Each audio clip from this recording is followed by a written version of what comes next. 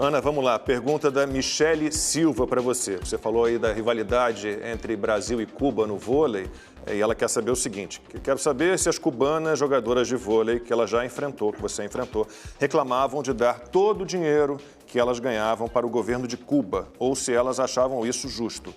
Todo cubano que já conheci parece que tem medo de manifestar sua opinião, exceto a Zoe Martins, que esteve já com a gente aqui no Opinião no Ar. Esse foi um convívio muito rico, né, Lacombe? Nós, apesar de toda a histórica rivalidade, né, entre Brasil e Cuba na nossa geração, nós vivemos dias e testemunhamos assim situações muito tristes, né, com as cubanas. Elas traziam charutos, por exemplo, de Cuba para vender, né, para as pessoas, para tentar aí aumentar a renda. Elas pediam que nós pagássemos em dólar, tentavam esconder os dólares, né, para entrar em Cuba. Nós íamos nos supermercados no Brasil, comprávamos itens básicos assim para elas levarem para Cuba, pasta de dente, aspirina. Elas pediam para comprar bastante aspirina, que elas não tinham aspirina, Tilenol, escova de dente, né? Nós pagávamos, inclusive, a conta para elas, e elas contavam que elas tinham que entrar com esses itens todos escondidos, esses itens não podiam ser descobertos, que era muito triste.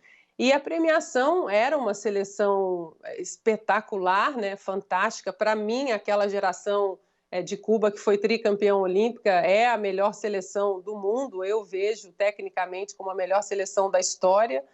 E as premiações do Grand Prix eram premiações que às vezes passavam até $1 milhão, né?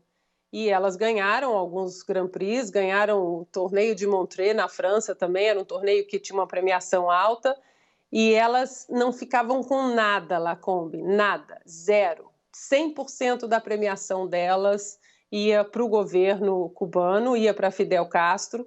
Elas também tinham propostas para jogar nos times europeus, principalmente na Itália, na Turquia, na Espanha.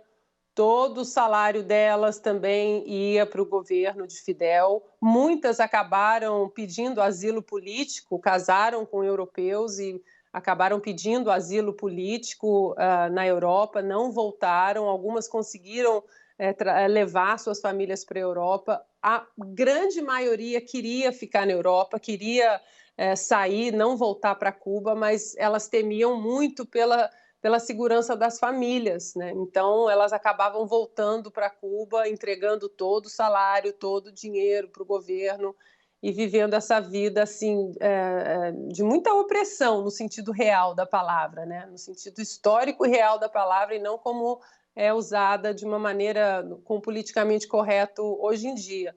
Então, nós vivemos assim, isso tudo que nós estamos vendo hoje, os vídeos de Cuba, a história, né, que nós lemos sobre o comunismo, sobre o socialismo, nós presenciamos isso, né? Essas páginas, elas saíram dos livros e nós vivemos, nós testemunhamos com as cubanas tudo que elas passavam. Uma vez eu estava conversando com uma cubana dessa geração, bicampeã olímpica, e apesar das pessoas acharem, né, que existiu uma rivalidade, e existiu sim uma rivalidade técnica dentro das quatro linhas, nós tivemos um convívio muito bom com as cubanas. Em 2004, encontrei a Mireia em Atenas. Em 2016, também encontrei com a Mireia no Rio. Almoçamos, abraçamos, choramos e lembramos, né, do passado.